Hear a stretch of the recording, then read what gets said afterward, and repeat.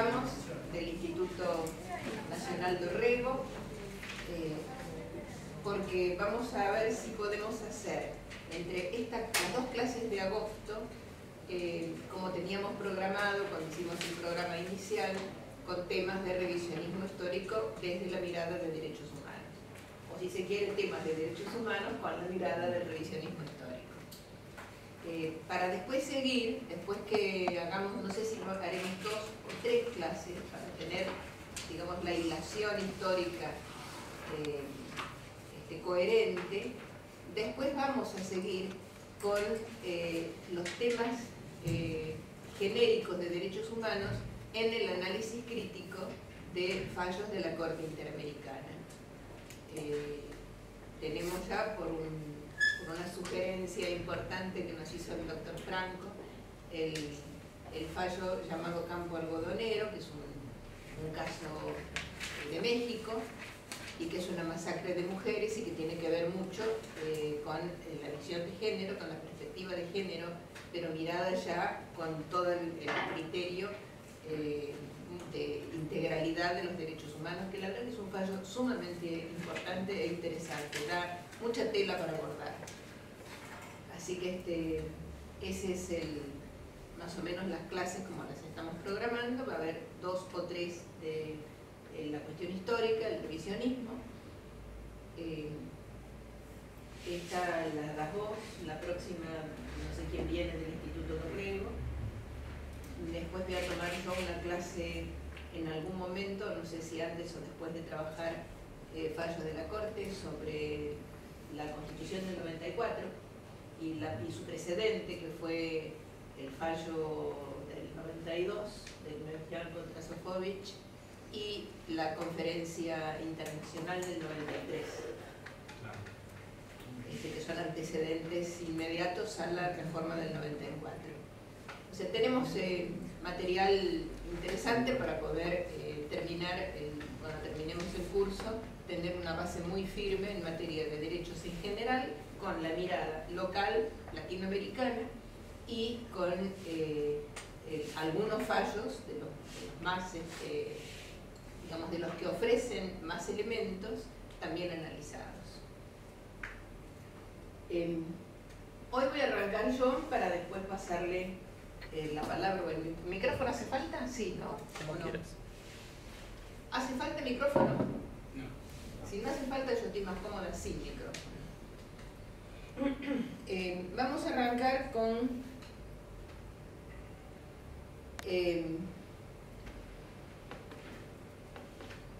la mirada de derechos humanos desde el continente latinoamericano, a partir de un análisis acerca de cómo comienza en este continente lo que nosotros llamaríamos la lucha por la dignidad humana y cómo se presenta en términos históricos lo que fue el proceso de la conquista y la colonización. ¿Por qué nos parece importante tomar este tema? En todos los textos que se trabajan normalmente en derechos humanos, tanto los que se trabajan en la facultad como cuando se habla de derechos humanos en estos textos que tienen ahora los colegios secundarios, se plantea el comienzo de los derechos humanos después de la Segunda Guerra Mundial, cuando la humanidad, escarmentada, si se quiere, por lo que fue la masacre y el holocausto de la Segunda Guerra Mundial, se propone una reivindicación de la dignidad humana y de los límites al poder, y se hace, el conjunto de las naciones triunfantes hacen la Declaración Universal de Derechos Humanos del año 48. Y cuando quieren buscar antecedentes se remontan a la Carta de 1215 de Juan Sin Tierra, que le ponía límites a los poderes feudales, etc. Y todo parecería como que derechos humanos tiene su cuna en ese mundo occidental, europeo, y que el holocausto ha sido la gran sacudida en el mundo que genera una corriente importante y específica, profunda y que sigue hasta nuestros días en materia de derechos humanos. A eso hay otras miradas que de alguna manera no digo que se contraponen, sino que se suman, pero que miran desde el continente americano. Nadie niega lo que fue la guerra en Europa y cómo conmovió a la cultura universal, pero no parece estar suficientemente analizado cómo fue el Holocausto en América Latina, que es el genocidio a las poblaciones originarias. Y una matanza y una crueldad y trabajo forzado a los pueblos originarios a partir de un sistema económico, que es el capitalismo mercantil de la época, que tenía como riquezas principales el oro y la plata. ¿Dónde estaban el oro y la plata? Estaban en América. Entonces ahí aparece que si bien la tradición europea pone el acento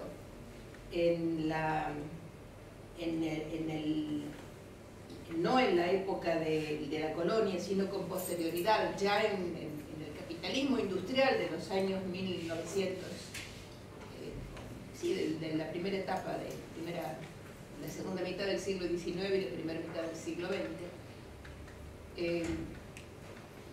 y pone allí el comienzo desde y el eje es la libertad y las limitaciones al poder, desde una mirada de lo que llaman la tradición hispanoamericana. En realidad el comienzo está en una etapa anterior, en el siglo XVI, que es cuando existe el capitalismo anterior, la etapa anterior del capitalismo, que produce una eclosión colonial, de coloniaje, a los efectos de saquear al continente del oro, de la plata y el trabajo esclavo de los indígenas o de los pueblos originarios. Esto quiere decir que, por eso lo ponemos ahí, el eje es la dignidad. Lo que empieza a pensarse allí es la dignidad humana, y esto es algo que ponen algunas de las congregaciones cristianas que acompañan el proceso de colonización, que al indígena, al natural de este continente, hay que considerarlo como un ser humano y respetar su dignidad como tal, que no es un dato menor, y que lo vamos a ver en un ratito cuando empiece a trabajar sobre Fray Bartolomé de las Casas. En síntesis, sin la colonización y la conquista que se realizó en el siglo XVI, no hubiera habido capitalismo, porque el capitalismo se forja en la etapa del capitalismo mercantil, que es en esa época. Después viene el capitalismo industrial, y el de hoy ya es un capitalismo financiero, globalizado, etc. Todo eso tiene un origen en Europa. Cuando nosotros decimos que en este continente el eje fundamental pasa por la dignidad humana, en realidad también estamos evaluando que la dignidad no es un concepto abstracto, sino que es un concepto histórico, historizado. Se da según el tiempo y según el lugar, se concibe según tiempo y lugar. Y uno de los problemas que tenemos en la evaluación de los derechos humanos es si vamos a contemplar los hechos reales de las vulneraciones, por ejemplo, en su contexto real, o si las vulneraciones se analizan desde la abstracción de las normas, los principios, etc. Eso que suele decirse la universalidad de los derechos humanos también entra en cuestión.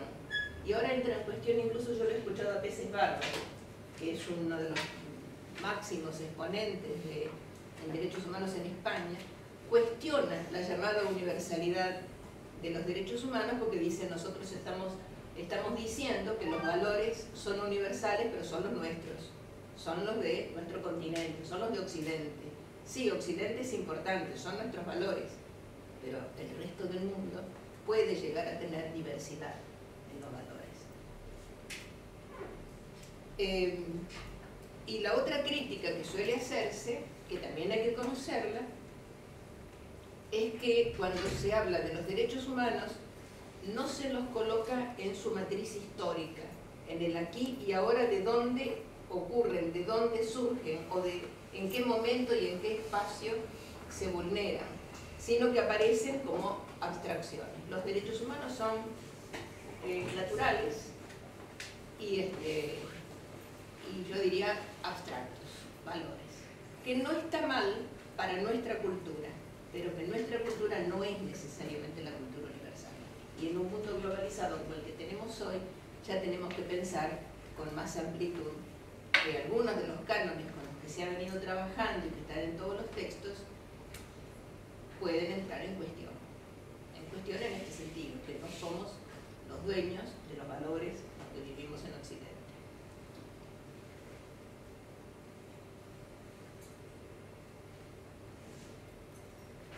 Acá hay algo que me salteó, que no sé qué es.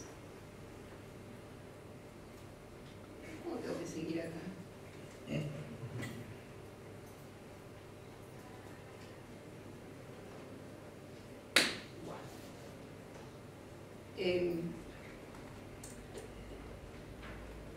Voy a volver a este anterior porque parece que era el que correspondía. Una de las definiciones que se están haciendo actualmente sobre los derechos humanos, y es una definición de un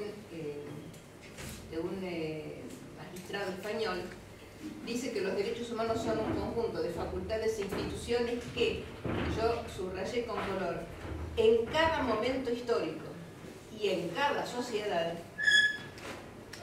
concretan las exigencias de dignidad, libertad e igualdad humana, y que obviamente deben ser reconocidas jurídicamente tanto a nivel local como a nivel internacional. Esta sería una definición que integra el concepto de libertad y de dignidad junto con el de igualdad y reconoce la necesidad de su juridización, pero recalca que es según el tiempo y según el espacio. O sea, la mirada de derechos humanos también significa pensar desde dónde se miran, cómo se miran, en qué lugar y en qué tiempo, porque no es lo mismo el pensamiento y los valores que se tienen hoy, por ejemplo, siglo XXI, con los valores del siglo XIX o del siglo XX. Esto de la contextualización es uno de los temas claves. ¿En qué consiste la mirada descolonizadora de los derechos humanos? En primer lugar, es este cuestionamiento a que el centro hegemónico europeo crea que es el todo y desde allí forja los valores para el resto del mundo. Ubicarse en el lugar del otro es reconocer al otro en dignidad, identidad y derechos. Esto vale para la época de la colonización de antes y para la época de la colonización posterior. Vale para evaluar, por ejemplo, los derechos que nosotros creemos que son los que hay que hacer valer por ahí en Oriente, pero resulta que la cultura oriental tiene otros valores. Pensar en derechos humanos es pensar en parte desde el lugar donde uno está de los valores, pero también colocarse en el lugar del otro. Insistimos en que los derechos humanos, en tanto liberadores, no son abstractos, no son ahistóricos, no son algo dado, sino que es algo que se logra, que se alcanza, que se construye, como dicen muchos, que se lucha a través de un proceso que va creando las condiciones para ello.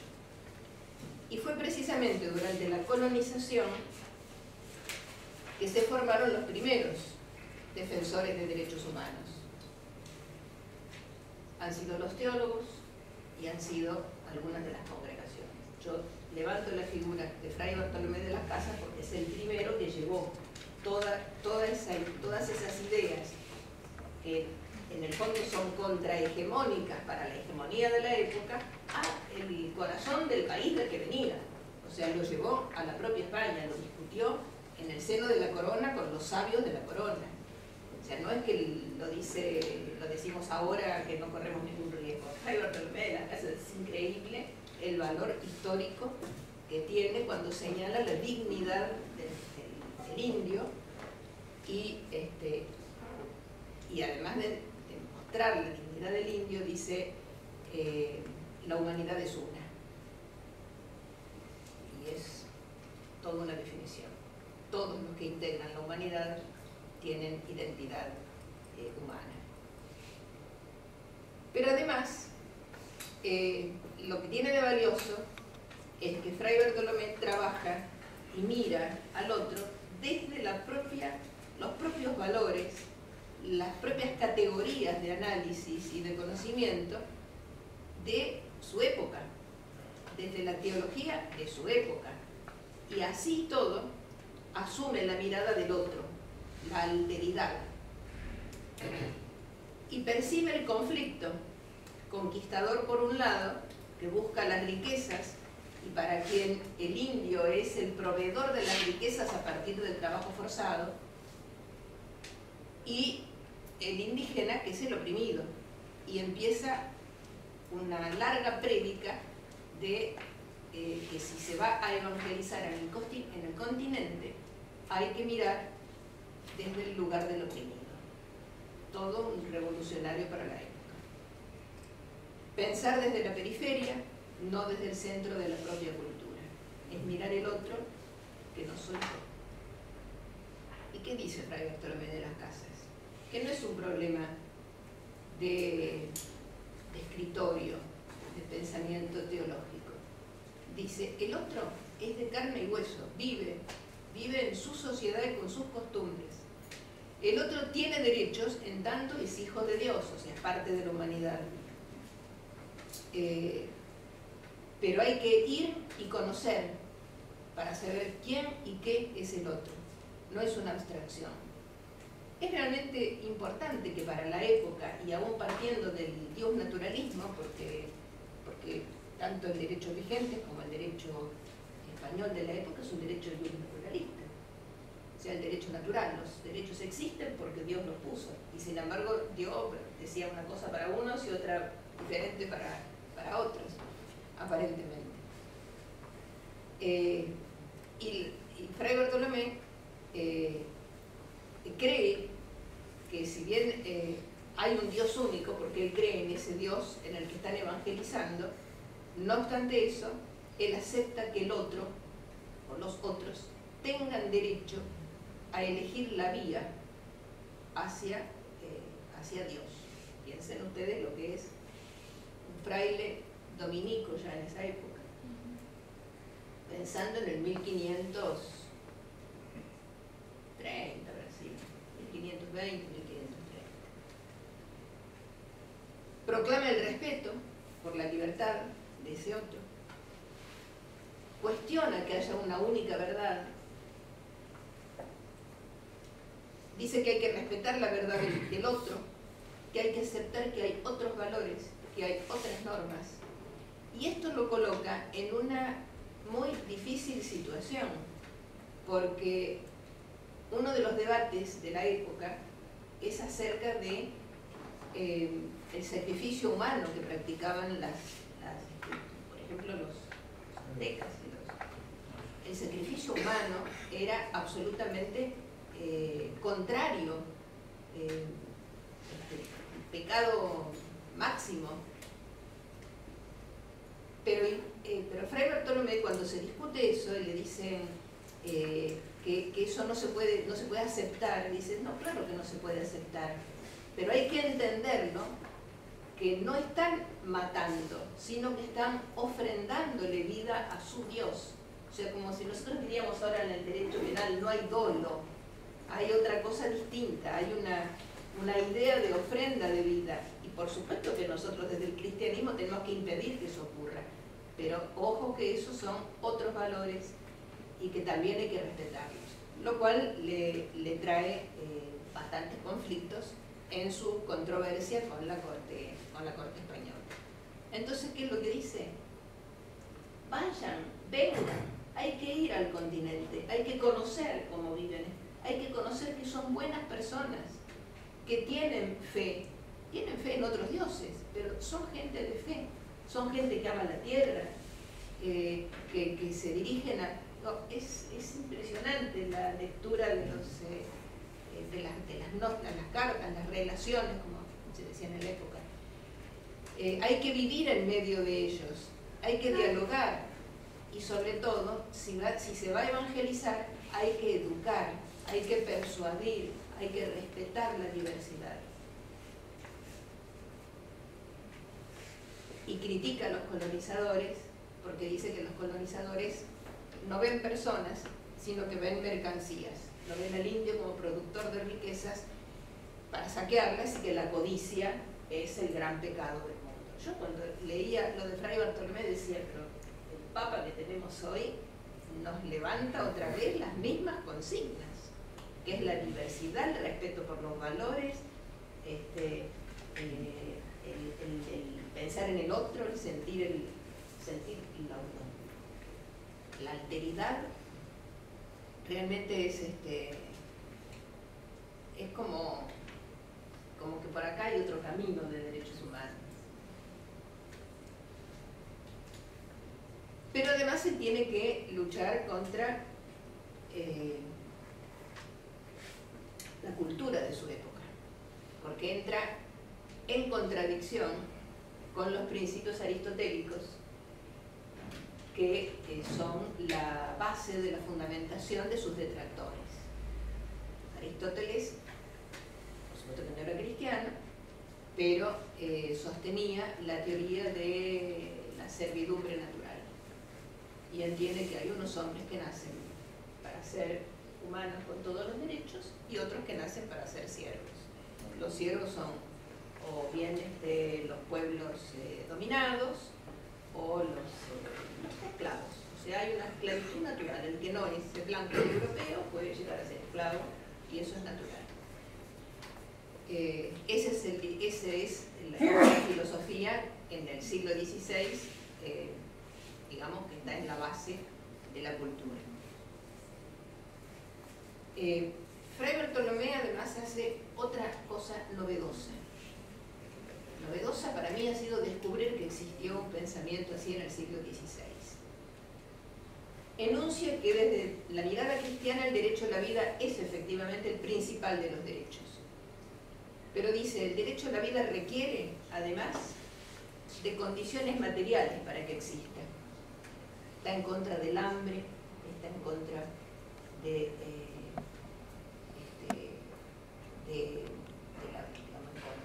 intenta que el derecho a la vida tenga relación con el derecho a la alimentación y con el derecho a un trabajo digno. Y relaciona el tema de la vida con los medios de la producción de los alimentos y su distribución. O sea, siempre nos dijeron que esto lo había inventado Marx, pero estamos empezando a ver que otros lo pensaron antes también, por lo menos unos siglos antes. Porque él valora el trabajo como parte de la dignidad humana y porque el trabajo tiene que ver con los medios de producción, está decididamente en contra de las formas esclavas de la producción. La encomienda, la mita, el chanaconazgo, que fueron los tres grandes modalidades de esclavitud de la época. Obviamente, bueno, quiere erradicar eso, pero esos eran las herramientas que tenían los colonizadores precisamente para las minas, para lograr el oro, la plata, las riquezas y hacerse de... O sea, la verdad que ahí se presenta no solamente la contradicción cultural y la contradicción de intereses, sino que además cuando él lleva todas estas ideas y defensa de los indios a España, en uno de los viajes, sus detractores ya se habían organizado también. Entre ellos, la cabeza es otro religioso, otro teólogo, que es llamado Ginés de Sepúlveda, que sostiene con De las Casas un debate que parece que fue un debate sumamente importante, porque además Sepúlveda tenía mucha más formación intelectual y aristotélica que la que tenía Fray Bartolomé de las Casas. Una pregunta. Sí. ¿Eso mismo no pasaba en el continente africano? Puede ser. Creo que la conquista y la colonización de África vino un cachitito después. ¿Por qué digo un cachitito después? Porque en realidad el que abre la punta de punterea, en los principios colonizadores y de conquista son los españoles. Después siguen los portugueses, los holandeses, siguen todos. Pero el comienzo es la conquista de América. Lo que cambia el sistema de producción y cambia la cultura es el descubrimiento de América. Pero acaso, antes del descubrimiento de América, ¿no pasaba lo mismo en la época de Roma, con la esclavitud de los países que conquistaban los romanos? Eso sí. Y todo eso, seguía la misma explotación y no la conquista de América. Seguían conquistando en el marco del territorio más próximo. El de América son mucho más diferentes todavía. Pero igual seguían esclavizando. Porque se encuentran con otras culturas. También, pero igual seguían esclavizando los países que conquistaban los bárbaros. y los seguían utilizando para su producción y todo lo mismo. Los que llaman los bárbaros. Sí, es así. Ahora, ¿a dónde voy yo? Para terminar, ¿por qué nos interesa particularmente poder remirar, rever la historia de los derechos humanos?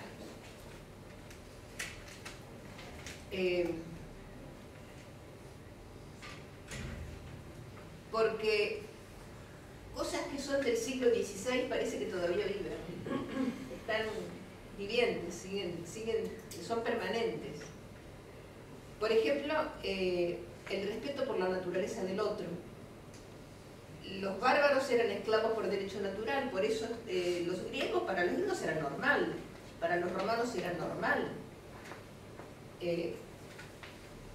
Pero estamos mirando qué pasa en el momento que aquí, en este continente, ingresa esa cultura occidental. Y parecería, y por eso lo puse con una letra más chica, que determinar la naturaleza de ese otro, o sea, de ese indio, si era un siervo natural o si era un ser humano con dignidad, era imprescindible para poder justificar la dominación colonial. Digo, pensémoslo como que este continente ha tenido luego varias otras colonizaciones, ha seguido siendo colonizado.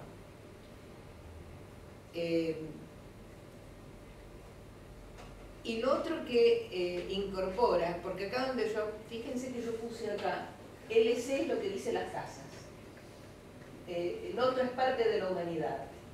Lo que dice ese Sepúlveda es, no, son bárbaros esclavos por derecho natural. En realidad Sepúlveda le está dando la fundamentación ideológica al sistema de la conquista y colonización. Mientras que Fray Bartolomé está haciendo lo que sería en el lenguaje de hoy la teología de liberación. O sea, la teología descolonizadora. Porque es un teólogo, es un religioso. ¿Qué dice las casas? Dice, la filosofía cristiana valora la vida en su integralidad y valora al prójimo, el amar al prójimo es el prójimo real en su contexto, en su sociedad, en su espacio, en su tiempo. El prójimo real, no el prójimo abstracto. ¿Qué dice la filosofía aristotélica? Que hay dogmas morales. Y desde esos dogmas morales desprecian al natural, al indio, porque va desnudo, porque hace sacrificios humanos, porque dicen que no tiene ley, que no tiene civilización, porque no tiene las armas que tenían los españoles. Y aquí es donde hay una crisis cultural en el seno de España, porque de las casas habla desde el cristianismo, pero le da una clara prioridad a la praxis cristiana del amor al prójimo. Y en este caso el prójimo era nada menos que el indio americano. mientras y al mismo tiempo cuestiona la acumulación de riquezas y cuestiona el modo de producción esclavo. Papa Francisco, heredero directo de este pensamiento. Está clarísimo que este es el pensamiento que hoy se llama, por lo menos en los libros que he estado leyendo, lo llama concepción histórica liberadora de, ¿cómo se llama? Teología, tradición histórica de derechos humanos en el marco de la liberación. De las Casas no estuvo solo. Con el tiempo fue acompañado por otras congregaciones, la de los jesuitas y la de los franciscanos. Muy brevemente quiero leer la vida que él hizo para entender por qué desde una persona puede haber semejante cambio en su pensamiento, porque él no nació con ese pensamiento, lo fue construyendo. Había nacido en Sevilla en el año 1484. Embarcó junto con el padre en 1493, o sea que tenía 9 años.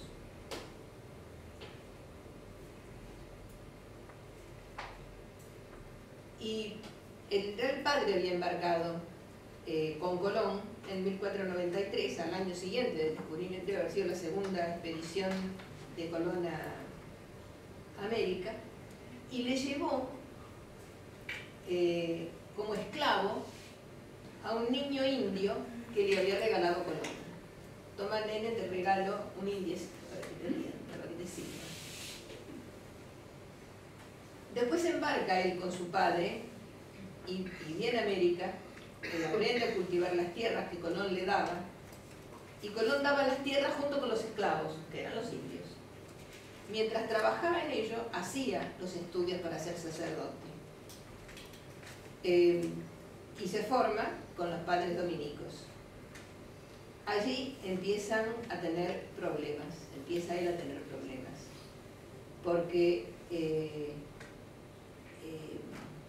se negaba a tener a los indios en encomienda, y eso era todo un problema para él. ¿Qué es la encomienda? La encomienda es un trabajo esclavo para las minas, sobre todo en minería, la minería salvaje que se hacía en esa época. Y por supuesto también para la tierra y para todos los trabajos de exacción de bienes naturales. Bueno, al poco tiempo, Fray Bartolomé, ya fray, renuncia a tener indios y se dedica en cambio a la defensa de los derechos. Viaja a España y viaja presentando memoriales y presentando escritos, intercediendo por los indios y denunciando las barbaridades que estaban haciendo los encomenderos en el continente. Durante varios años sigue esa defensa, por supuesto tiene todos sus detractores, regresa a España, regresa a América de España, y se interna en la Orden de los Dominicos. Allí estudia, escribe, hace, digamos, carrera en la congregación hasta ser nombrado prior. Tiene sermones muy duros contra las autoridades españolas. Finalmente es acusado por las autoridades españolas, es juzgado por sus prédicas en favor de los naturales de América, pero logra que en algún momento el rey de España convoque a una junta, y esa junta finalmente terminará aboliendo la esclavitud y el trabajo forzado en América. En la letra de la ley, porque en la práctica en América se siguió teniendo trabajo forzado. Recuerden ustedes también que aquí la Asamblea del año 13 recién deroga la encomienda, la mitad y el yanaconajo.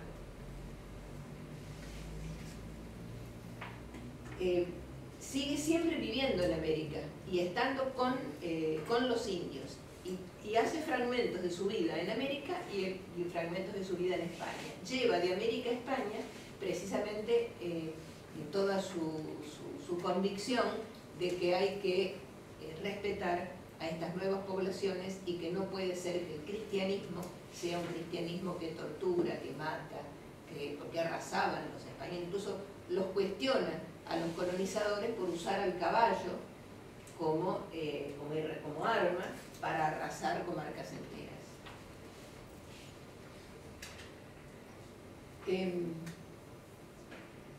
Bueno, finalmente, en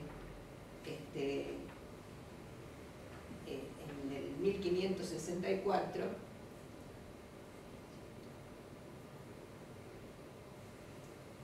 deja su testamento, que lo entrega, estando muy enojado con la política española en el continente, y en el testamento, acá yo rescaté una frase: Dios ha de derramar sobre España su furor e ira, porque toda ella ha participado, poco que mucho, en las sangrientas riquezas robadas, usurpadas y mal habidas, con tantos estragos y acabamientos de aquellas gentes.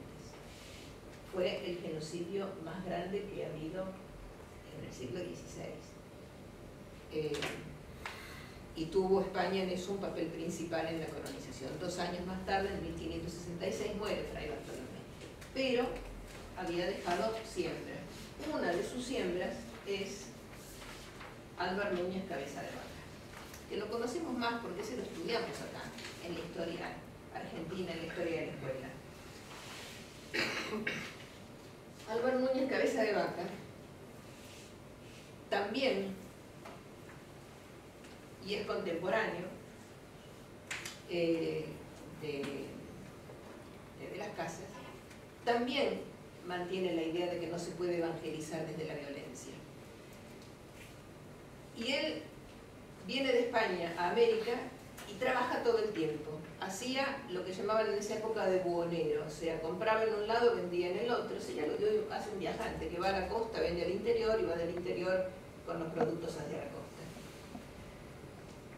Y hace más todavía que lo que hacía Fray Bartolomé, sino que adopta la cultura indígena, hasta las ropas o incluso la desnudez de los indígenas, sin perder la cultura propia. Es más, está siempre viviendo entre los indígenas, pero cuando llegaban españoles los recibía en su casa porque también les gustaba estar con los españoles. O sea, practica un biculturalismo en la propia tierra. Llegó a ser gobernador del Río de la Plata en las épocas del virreinato y después se fue a lo que hoy es Paraguay. Él se suma a los franciscanos. Los franciscanos eran los que habían decidido, aparentemente era una congregación también de la época, ser pobres y descalzos igual que los indios, vivir como ellos y por ellos. No hablar desde afuera, sino poner el cuerpo adentro de las Indias, o sea, vivir en América con los americanos. Ahí comienza un principio de mestizaje, por un lado, y por otro lado, formas de sincretismo religioso, porque en realidad una de las cosas que hace Álvar Núñez es que hace curanderismo. Y en las crónicas de época utiliza los elementos de la cultura indígena, pero le reza al dios del diablo. Por las dudas, le reza al dios de él.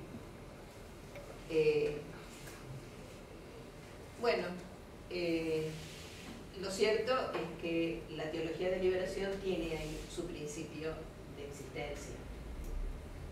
Los dominicos, los franciscanos y los jesuitas. La jerarquía de la época, la jerarquía española en ese caso, no estuvo a favor de eso. Era exactamente una política contraria. Pero bueno, nos han dejado algún legado y me parece que vale la pena que lo podamos rescatar. Sobre todo rescatarlo porque cuando trabajamos derechos humanos tenemos que tomar algunas de estas ideas, de que los valores se dan en un tiempo y en un lugar, se evalúan los hechos según la sociedad y según la etapa, según el tiempo, según la etapa temporal. Y por otra parte, que la descolonización también hay que plantearla en los temas de derechos humanos, porque nos están enseñando los derechos humanos con una mirada que carece de historia local. Es como que todo empezó con la Declaración Universal, pero en realidad no empezó con la Declaración. Ha empezado, al menos para nuestro continente, de otra manera.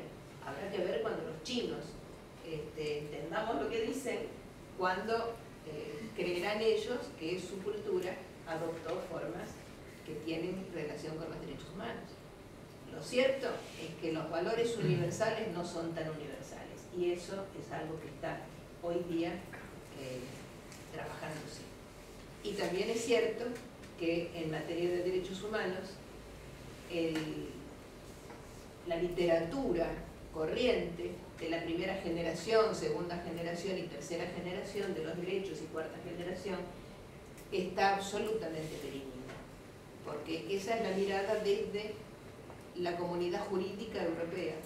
En realidad, la doctrina de la integralidad de los derechos es la que hoy está absolutamente vigente y que incluso se consagra en la Conferencia Internacional del 93, que la vamos a dejar para otra clase, pero donde realmente hay un quiebre en muchas cosas, porque en la Conferencia del 93 está presente el Dalai Lama, está presente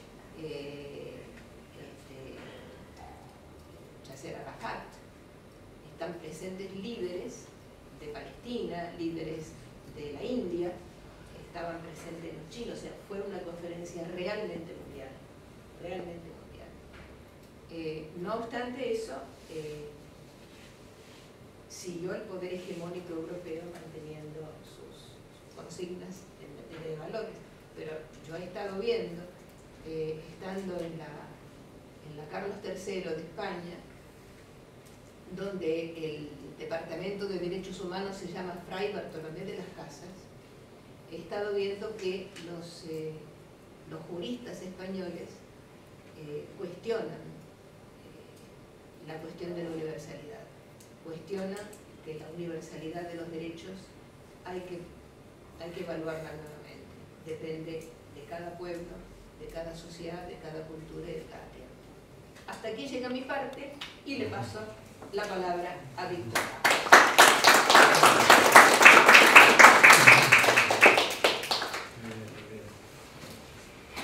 Con el resto de revisión.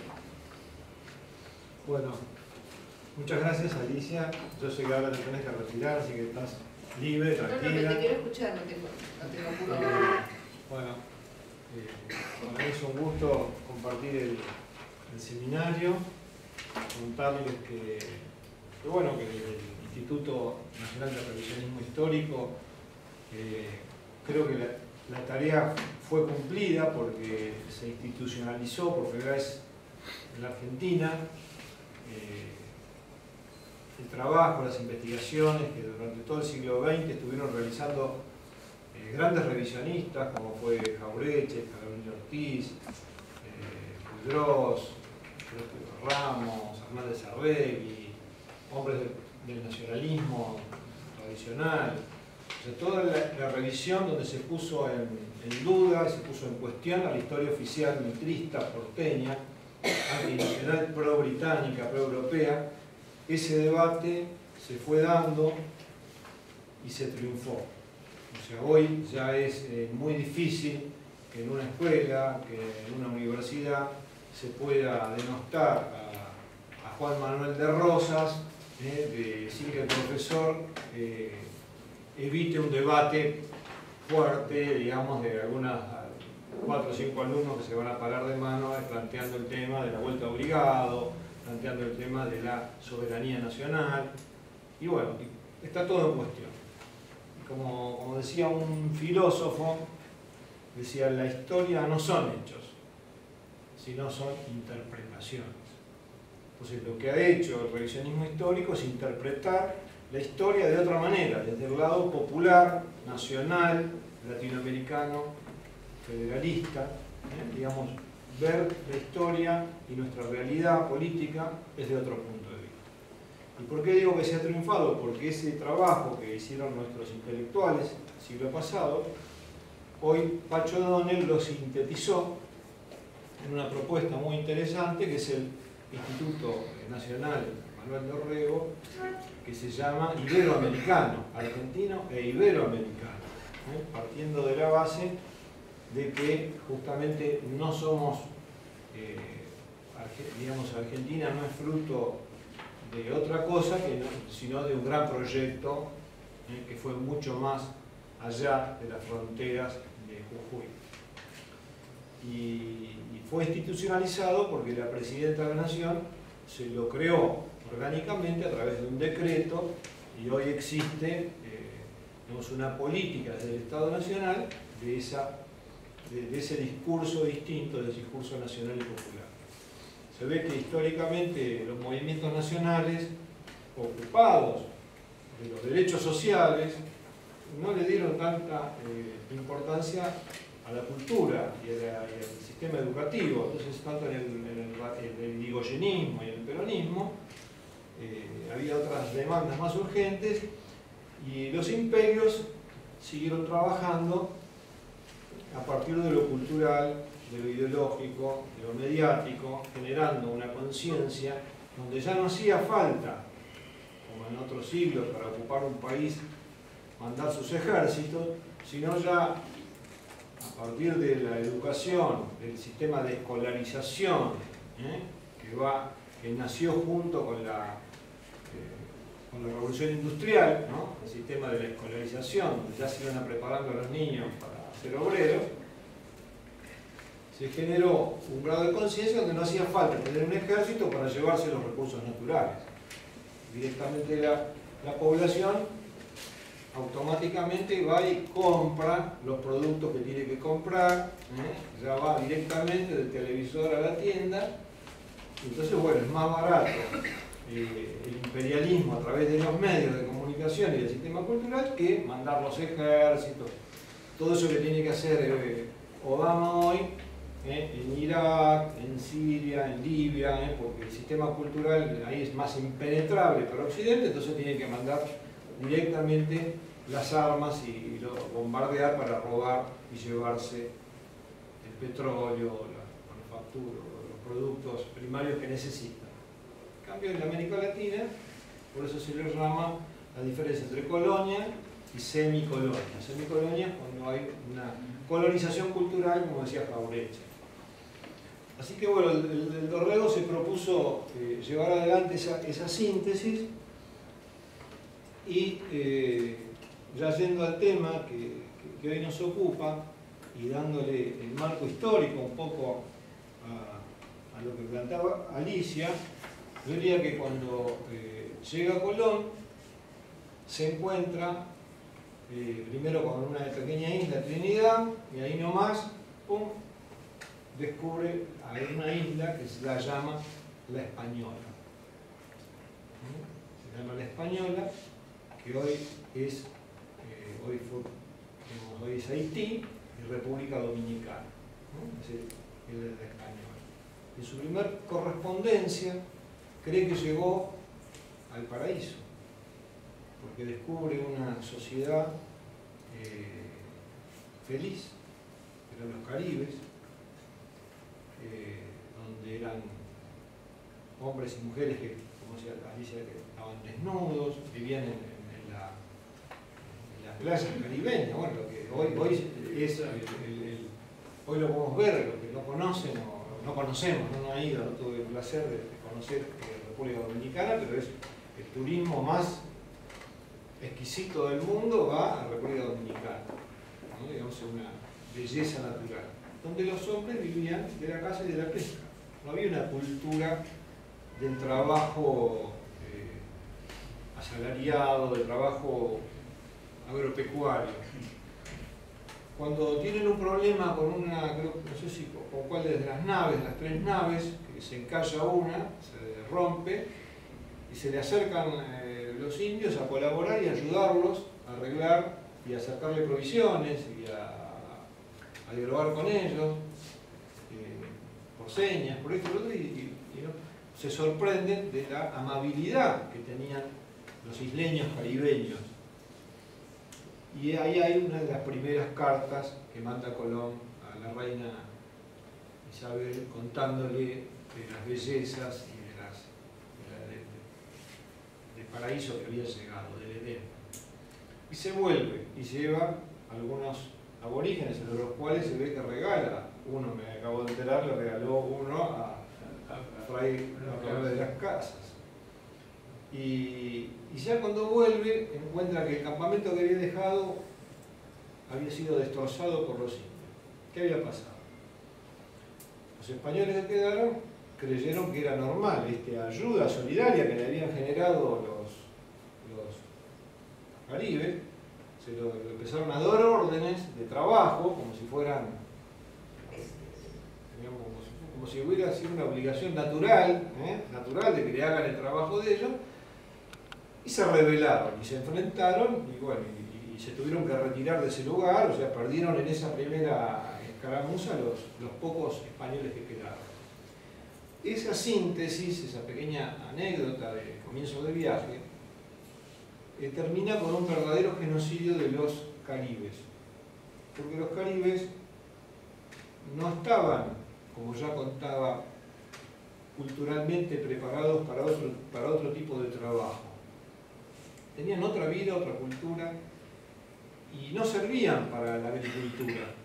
O sea, no adaptaban el ritmo que les exigía los colonizadores de trabajar la tierra y como esclavos, no pudieron esclavizarlos. Entonces los exterminaron. A lo largo del tiempo ya no hay sobrevivientes caribes.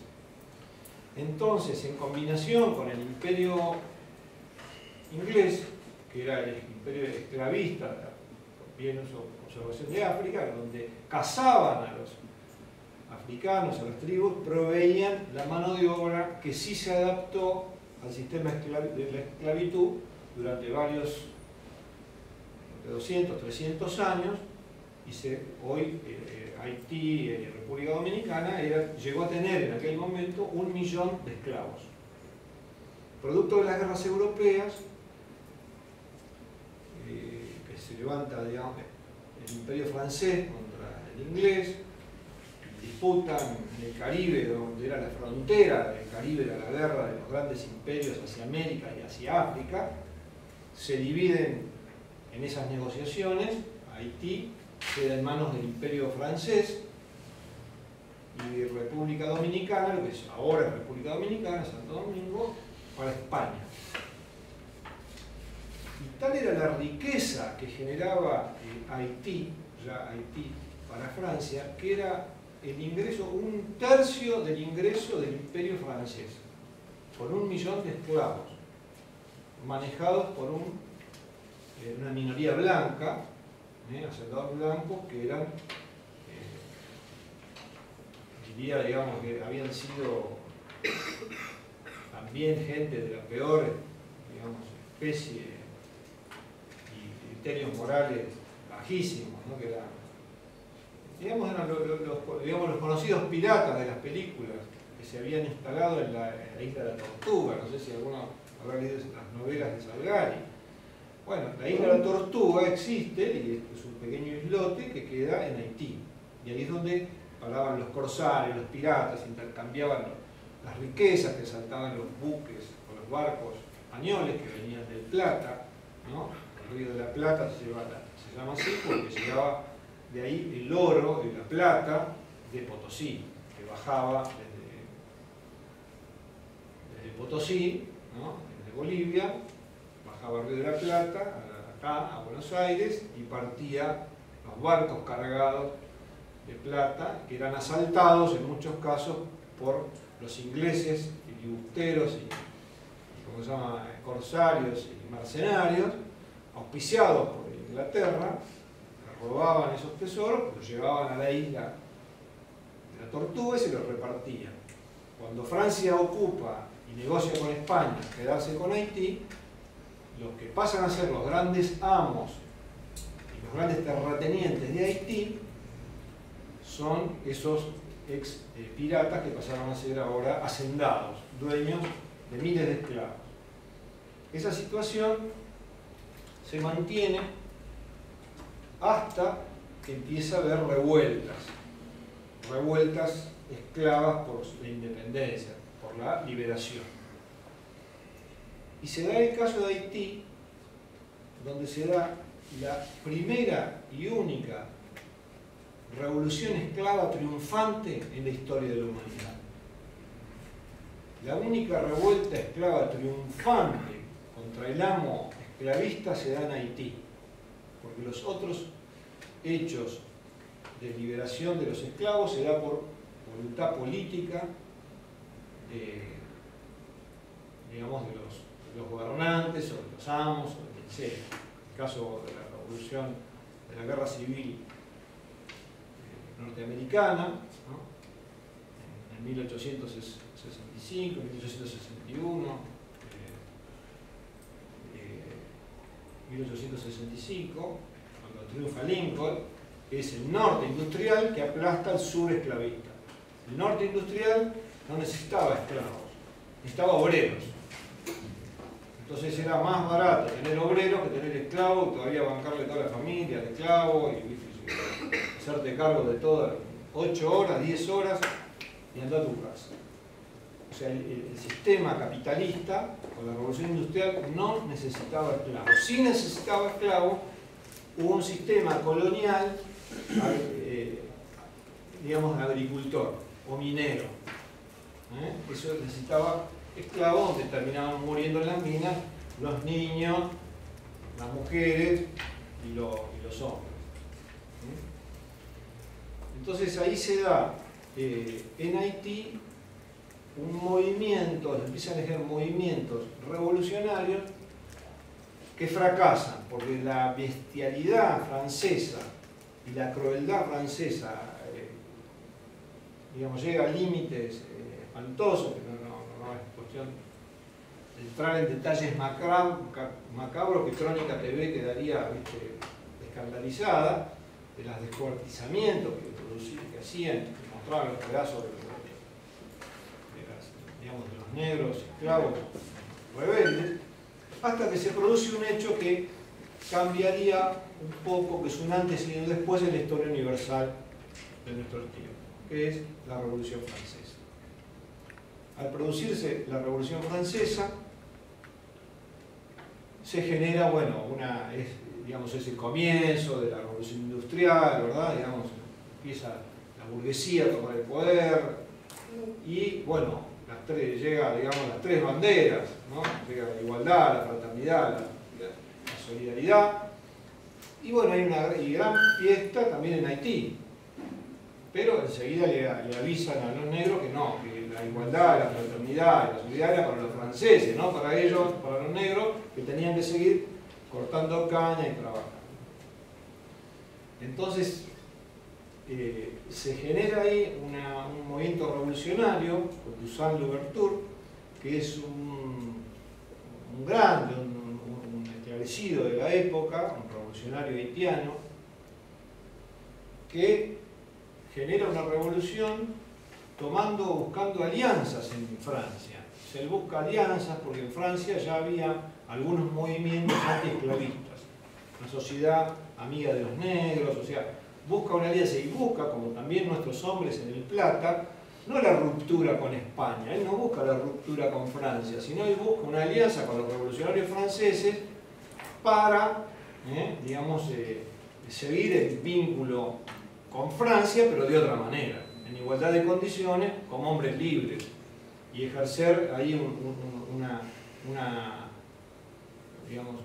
situación extracontinental, como la veían los hombres del Plata, que veían a la América criolla aliada con España sin pensar en una ruptura, como era el caso de San Martín, de Belgrano y de todos ellos, incluso de Bolívar, que en un primer momento apuestan a la integración iberoamericana.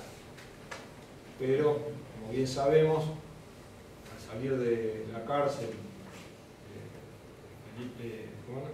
Fernando VII decide aplicar el autoritarismo y bueno, nos vemos obligados, nuestros patriotas, a romper con España, logramos la independencia de España y nos partimos en 25 pedacitos, en 25 republiquetas inermes, sin fuerza, que recién ahora se empiezan a reorganizar. Pero ahí lo interesante del tema de Haití con los derechos humanos es que por primera vez,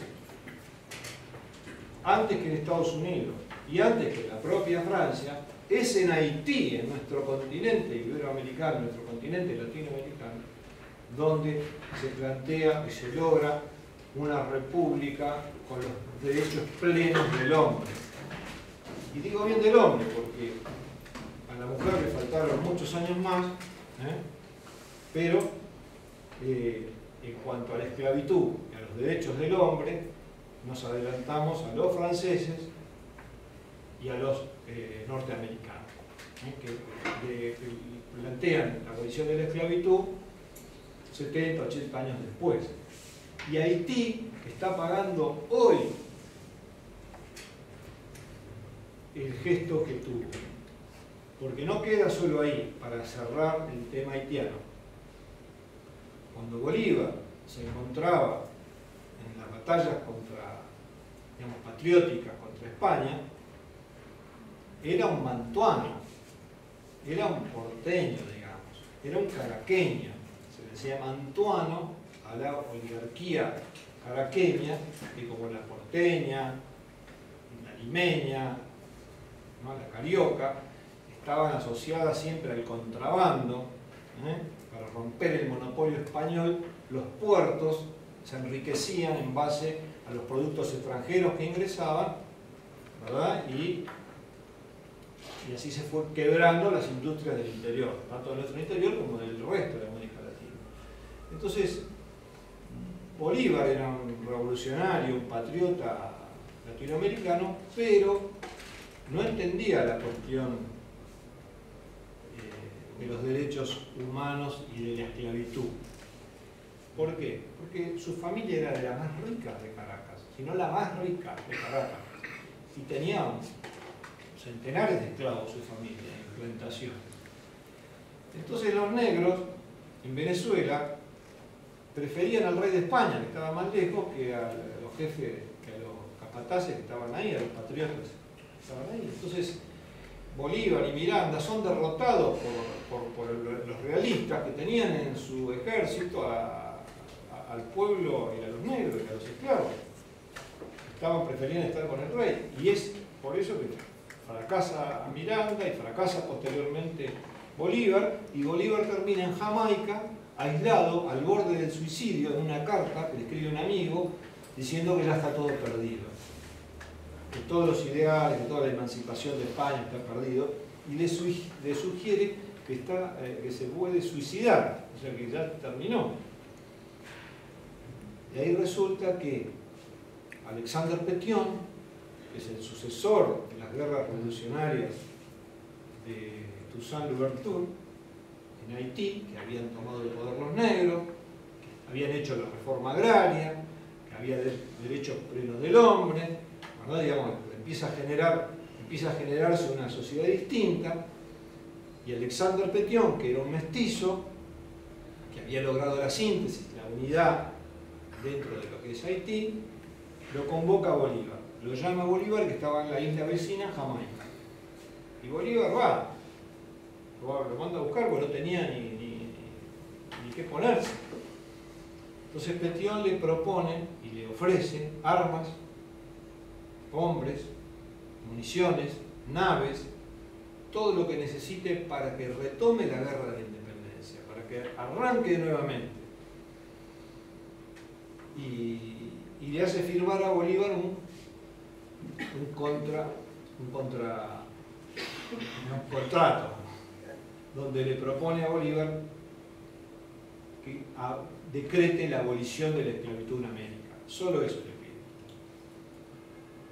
Y Bolívar acepta y sale con 300 hombres, 300 soldados fogueados de haitianos, con las naves, y desembarca en las playas de Venezuela, convoca el Congreso de la Angostura, decreta la abolición de la esclavitud y cambia la historia de América a partir de ese hecho político donde Petión no solo dio las armas, los hombres y las naves, sino le dio lineamiento político de los derechos humanos y la integración de lo que hoy somos o lo que queremos ser.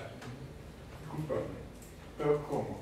Bolívar llega ahí a Venezuela con los 300 hombres, dice yo cambio todo, no hubo ninguna oposición, no hubo ningún enfrentamiento, Sí, no hubo nada. por supuesto que hubo 100 batallas, hubo más de centenares de batallas, pero él llega con él fue derrotado, vuelve con los 300 haitianos y cambia el discurso político. O sea, tiene un discurso político abarcador, anti-esclavista y anticolonialista. Antes era anti solo colonialista, pero mantenía a los esclavos. Entonces, eso es lo que le da Petión. O sea, le da el discurso político y ahí da vuelta y logra liderar, acaudillar a todo el pobrerío, el pueblo venezolano y lograr armar el gran ejército que armó y todas las batallas. O sea, fue a partir de ahí generó la gran batalla, digamos, la gran lucha, donde finalmente se encuentra con San Martín, digamos, ¿no? Años después en Guayaquil, y ahí yo lo que quería plantear era Lo que eso. supimos fue el rol de Haití. Claro, digamos, Mismo que me lo enseñaron eso. o sea, Haití es fundamental, y tan fundamental es Haití que Bolívar siempre dijo que Petión era el padre de la emancipación americana, y Petión le pidió, digamos, en esa reunión, que no nombre a Haití, que no lo nombre a él, que, digamos, que ignore lo que está, digamos, ¿no? Y entonces tímidamente Bolívar lo planteó, pero nunca dejó de decirlo en sus cartas y su correspondencia.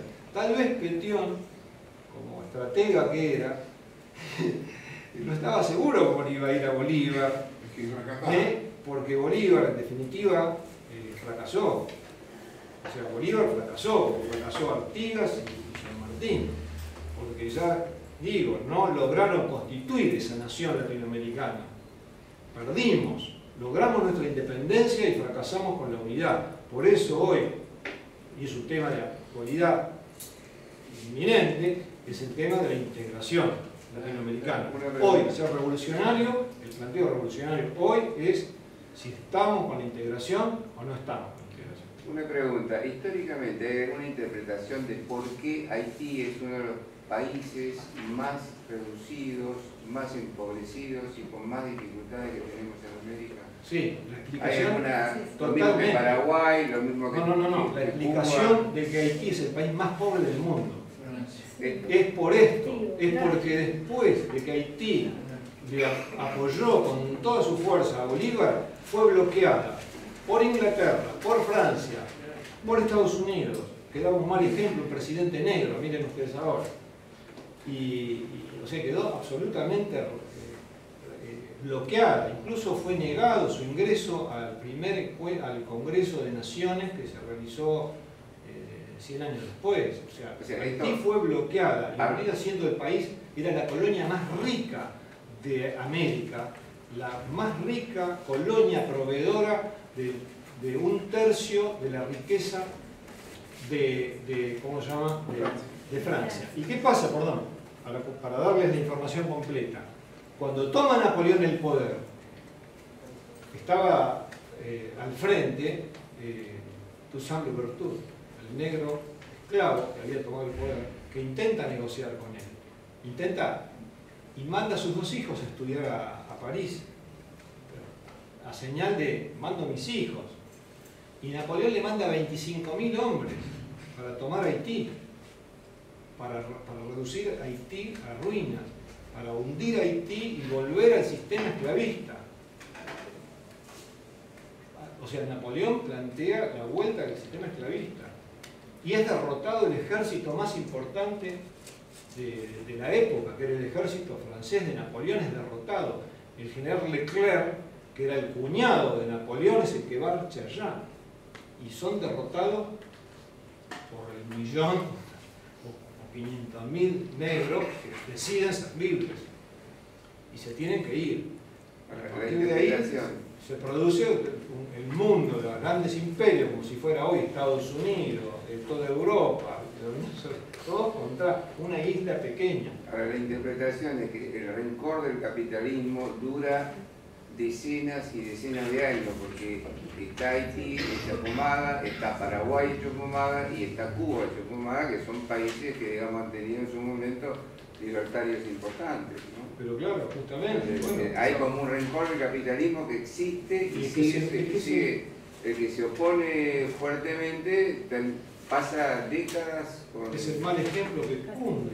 Porque nosotros todavía esto no lo hemos hablado acá en América como para levantar nuevamente esos países.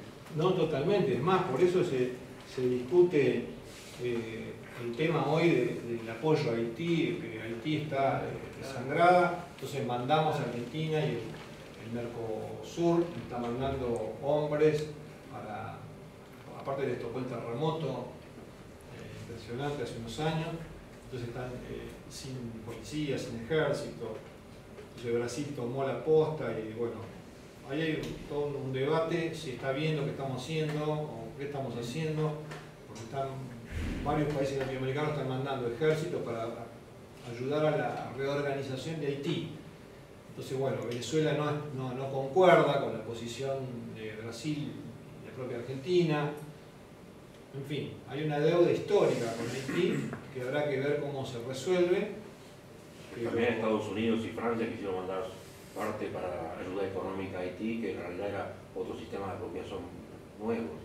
Claro. Eso no aceptaron, ¿no? Sí, bueno, aparte le hicieron pagar a Haití, pagó después con petición y todo, firmaron para evitar, en ese momento compró su libertad, porque también le hicieron pagar millones de dinero de la época, ¿no? De cualquier manera, el capitalismo no se limitó a Haití, sino que hay países como el nuestro, Chile, y una cantidad inmensa donde hubo intervencionismo, asesinando presidentes, imponiendo otros, haciendo revoluciones simultáneas en distintos países para eliminar lo que se llamaba gente de izquierda.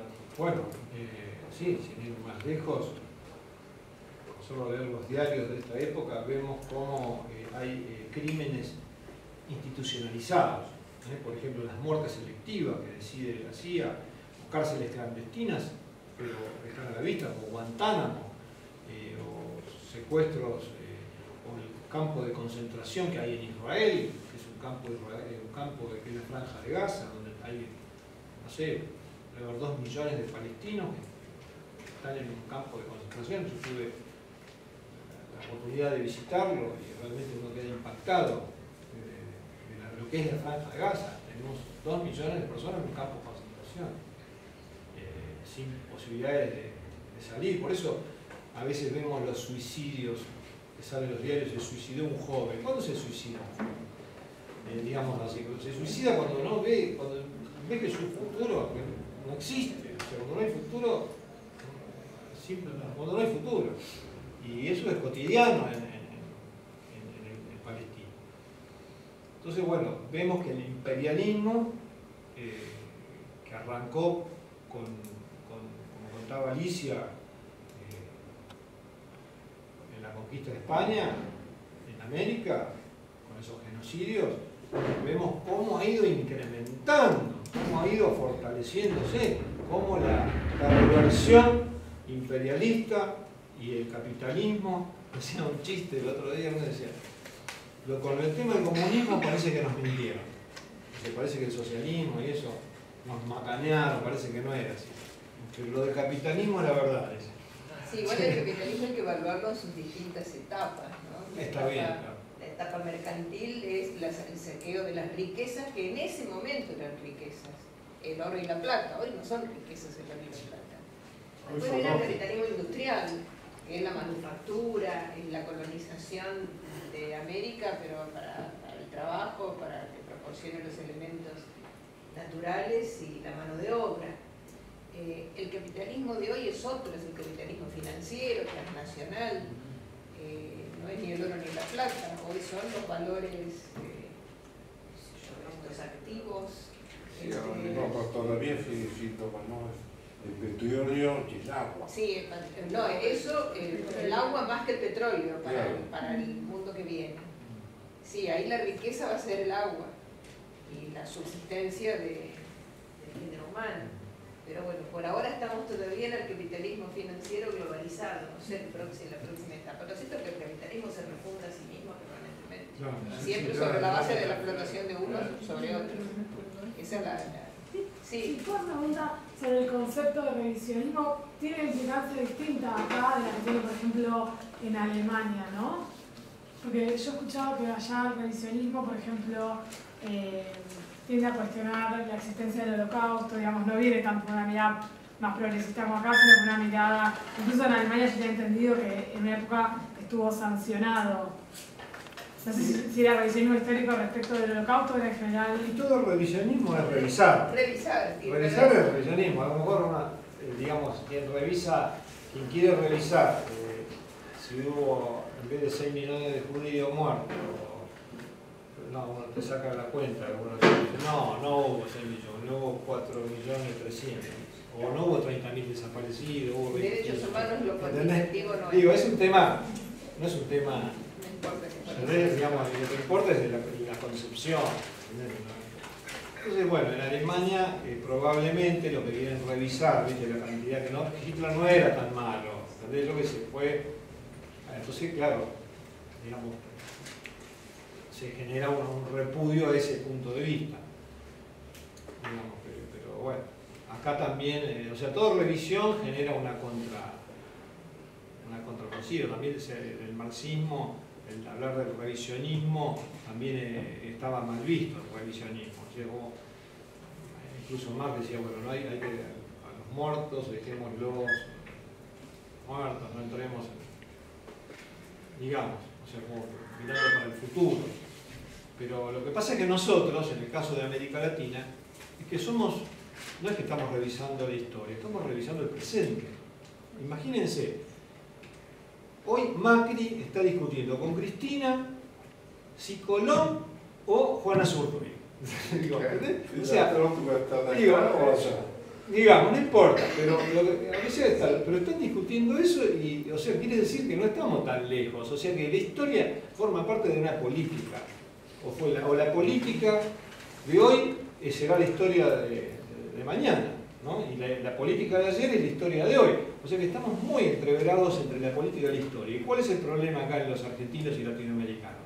Es que nos han enseñado la historia argentina, la historia uruguaya, la historia paraguaya, cuando en realidad es una sola. Es incomprensible pensar digamos, en la historia argentina si no es en el marco mucho más amplio. Si no lo entenderíamos, si no a San Martín lo considerarían un imperialista los peruanos y no un héroe nacional. San Martín es un héroe nacional en Perú, en Bolivia, y Bolivia lleva el nombre de Bolívar. No lo consideran un imperialista, un tipo que vino a imponer, no, éramos parte de algo más grande, que hoy, y eso es lo interesante, en la actualidad, es que hoy estamos discutiendo eso mismo. Yo le decía, yo me toca estar como director del Cabildo, y entonces, bueno, cuando ahí le contaba a Franco hace un rato que, bueno, ¿qué voy a hacer en el Cabildo? Bueno, el Cabildo quiero darle actividad política, entonces, bueno, invito a los compañeros, a los militantes, a todos los activistas que intentan hacer política en la Ciudad de Buenos Aires, a que se reúnan, a los sindicatos que se reúnan, que usen el Cabildo. Entonces, bueno, cuando vienen, digo, bueno, compañeros, usen acá en esta sala, que es la sala capitular, que está sobre la Plaza de Mayo. Digo, acá estaba reunido, en esta silla estaba Belgrano, Saavedra,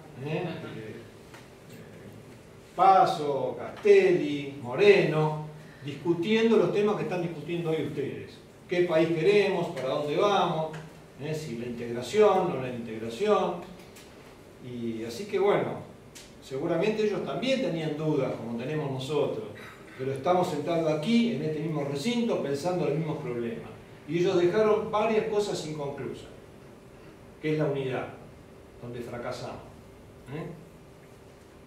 Por eso es que creo que hay que que reverlo y verlo desde el punto de vista de los derechos humanos es la clave para entender la historia de América Latina, porque ahí, en base justamente al hombre, a los derechos del hombre, que es incluso es el más liberal de los derechos, el tema de qué hacemos nosotros, digamos, tenemos que combinar los derechos humanos con los derechos sociales, que es lo que ha hecho siempre Alicia cuando fue secretaria de Derechos Humanos, ¿no? La Secretaría de Derechos Humanos y Sociales, ¿no? O derechos sociales y derechos humanos. Los derechos humanos son integrales. Integrales.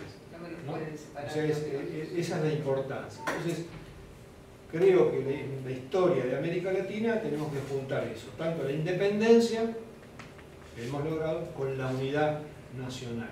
Mientras que decíamos que en Estados Unidos ganó el norte industrial frente al sur esclavista, en la Argentina triunfó el sur agropecuario, agroexportador, mitrista de la provincia de Buenos Aires y perdió el norte industrial de Peñalosa, digamos, de los caudillos del norte, ¿no? De Urquiza, digamos, perdió el norte y ganó el sur agropecuario. Ganaron los contrabandistas, ¿no? Ganaron los contrabandistas.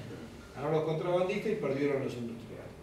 Igual En Perón, Estados Unidos se dio al revés. Perón hablaba de el ABC, Argentina, Brasil, Chile. No iba tan lejos en la mirada, hablaba así de la patria grande y de la unidad de América Latina. Esto es histórico. Pero el eje lo ponía en Argentina, Brasil y Chile. Uruguay y Paraguay van pegados porque como que...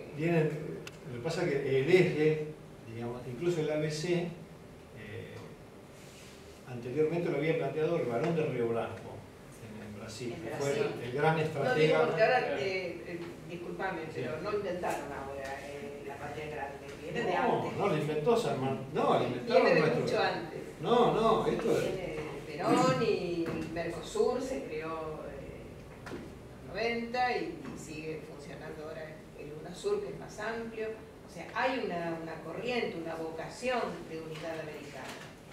Sí. Una gran siembra, te diría, digamos, en el siglo XIX con los libertadores, en el siglo XX con los pensadores, ¿verdad? Porque incluso, fíjate, el tema del ABC que fue tan importante, que yo, viene al caso, digo, ya estamos, ¿no? Ahí, a lo que dice Alicia, Perón hizo esfuerzos inmensos con Brasil y ayudó mucho a Getúlio Vargas, y Getúlio Vargas ayudó mucho a Perón para integrarse. Y nunca se llegaron a conocer. Siempre a través de terceros, porque la presión imperialista sobre Getúlio Vargas fue tan grande que terminó suicidándose como presidente. Imagínense ustedes que Dilma se suicide en el Palacio de Gobierno y deje una carta diciendo que no puede seguir, que el imperialismo la tiene bloqueada y que entregué todo a mi pueblo, ahora les dejo mi sangre. Imagínense lo que sea el suicidio de un presidente brasileño. Bueno, se suicidó el gran caudillo Getúlio Vargas el 24 de agosto de 1954. Y Perón se imaginaba la Argentina potencia industrial que él veía solo con una integración con Brasil, porque el mercado común europeo estaba cerrado, la agresión norteamericana era persistente, y los pasos que él quiso dar de acercamiento después del Braden y Perón, que habían pasado ya 8 años, no lograba romper el bloqueo norteamericano. Entonces Perón se imaginaba una Argentina con Brasil y con Chile. Y su aliado se suicida en el 54. Y Perón queda manco a partir de ahí. Y no ve, no sé si ustedes recordarán, pero bueno, las discusiones con los antiperonistas es que Perón se fue, como antiguamente, ahora ya no discuten más, pero decía que Perón se fue, que tenía todo para ganar en el 55 y se fue por cobarde, porque no luchó. Y Perón tenía todo para ganar en el 55. Tenía gran parte del ejército, el movimiento obrero que se quería armar en milicias obreras. Podría haber ganado, pero Perón, como estadista que era, no le veía futuro a la Argentina de esos años si no era con una integración económica con Brasil, y eso no pudo ser. Y efectivamente, del 55 en adelante hubo una decadencia económica en la Argentina y en América Latina, producto de la división, de la fragmentación, donde el imperialismo se manejó como quiso, manejando dentro de lo que pudo a nuestros países débiles. Y como bien dice Alicia, a partir de esa enseñanza se fue generando un pensamiento latinoamericanista, y una de las cosas más importantes que yo diría que va a pasar a la historia, si por algo va a pasar a la historia Carlos Menem, es la firma del Tratado del Mercosur, porque es donde le pone fecha o sea, donde le pone encarnadura a esa integración que siempre era ideológica. Y Perón no logró articularla, y cuando le preguntan a Margaret Atwood, que era la secretaria de Estado norteamericana de esos momentos, ¿qué opinaba del Mercosur? Esto ya dice que sonrió y dice, bueno, fue un momento nuestro de distracción. Y así todo el Mercosur era más que nada de mercancías, era el mercado común. Yo intenté en una de las reuniones poner los derechos humanos ahí dentro. Hubo casos, ¿no? Sí hubo casos, Sí, se trabajó migrantes. Porque lo más importante, yo creo que Se el trabajó problema que migrantes, tenemos... pero claro, porque era un problema de las policías, por la seguridad y el tráfico internacional, el delito internacional o transnacional, y un tema de aranceles y cuestiones aduaneras, digamos, económicas. Y la política de derechos humanos me costaba meterla, con forces tenía que trabajar. Pero algunas cosas entraron. Yo, por ejemplo, bueno, dos cosas. La política reparatoria que se hizo acá la pudimos hacer en Paraguay y en Brasil, que no es poco. Era Fernando Enrique Cardoso el presidente de Brasil. Y después, bueno, los acuerdos de no discriminación en materia migratoria también se pudieron empezar. Bueno, eso fue la base. Eso fue la base articulada a lo que se fueron agregando, y a partir de ahora, bueno, se va generando. O sea, no había reuniones de presidentes latinoamericanos con la ciudad que hay ahora. Ahora se reúnen, se llaman, pero te hablo de los años 70. Claro, pero en los años 70 no había reuniones, ni siquiera se reunían. Ahora se hablan por teléfono, esto, lo otro. Y miren la importancia, por ejemplo, hablando del tema de integración. Yo prefiero un conservador como Santos, que se sienta con Fidel Castro, con Raúl Castro y con Chávez,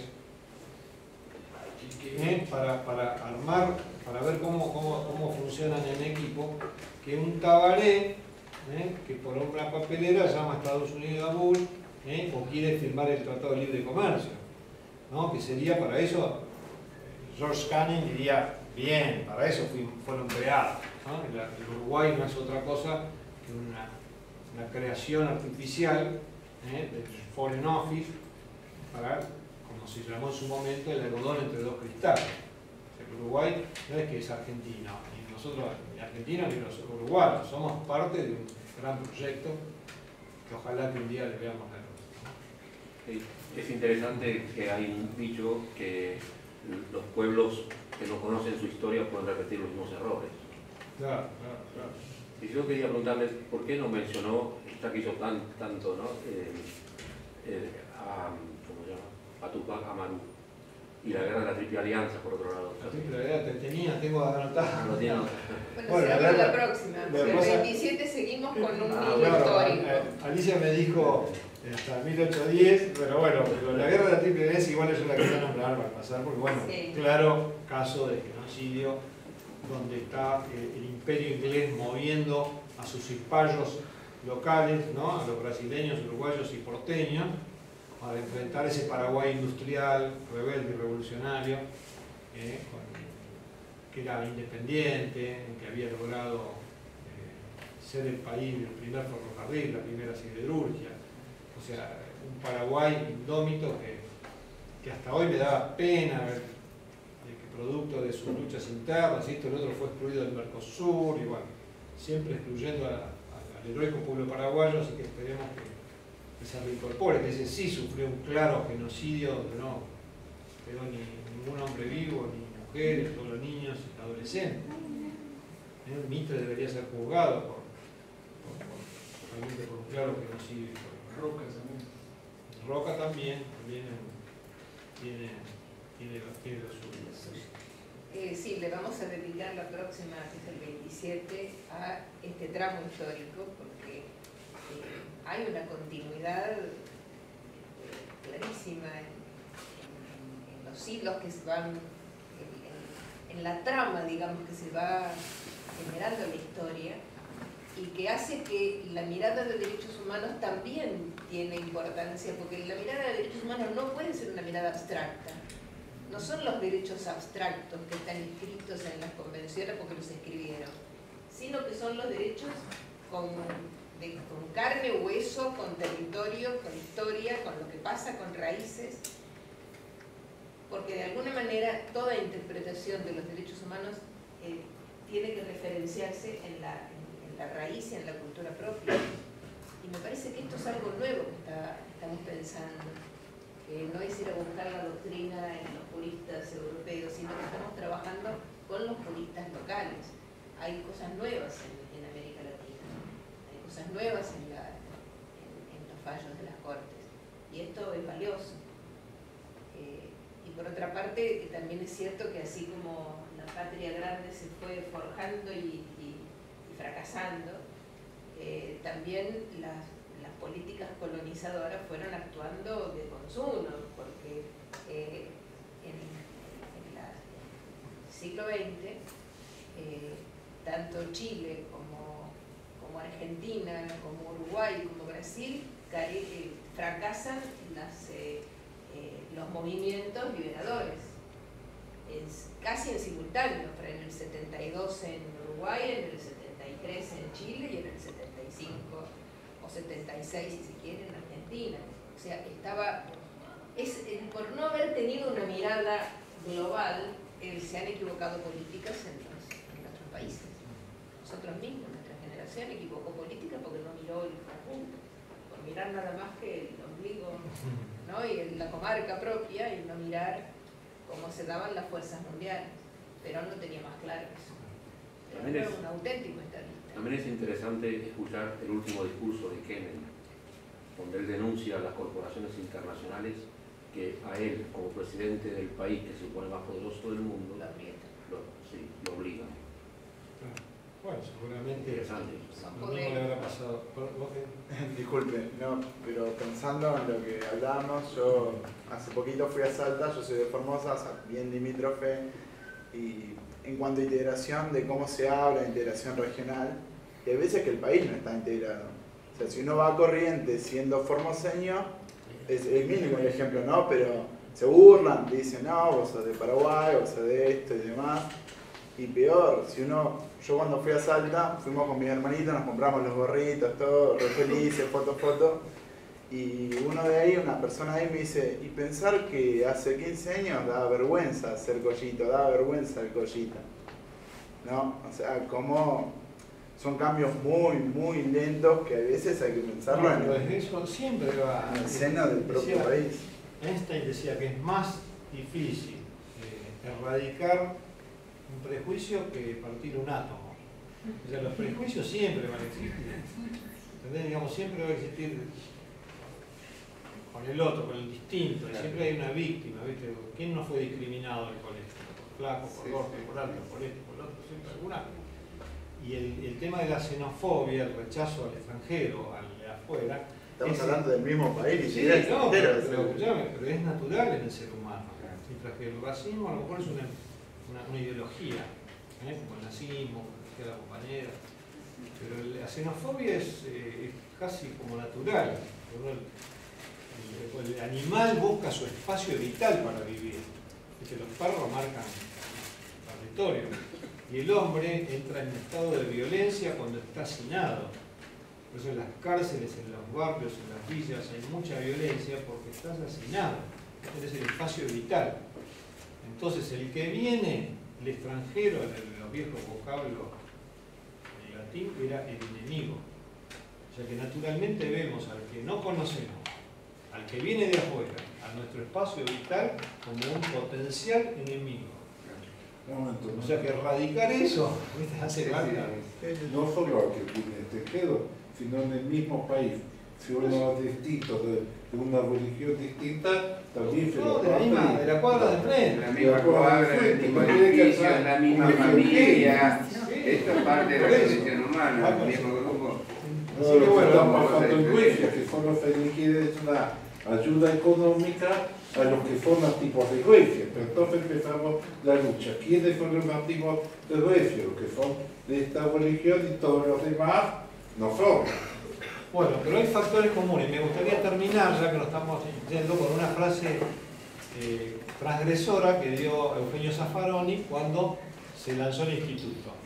En la legislatura, que se lanzó el instituto, Zaffaroni dijo algo así, que los imperios no nos quieren que América Latina tenga identidad, que no buscan identidad. Y que nosotros tenemos algunos puntos de identidad común. Y en el cual me sorprendió, porque dijo, uno, la lengua.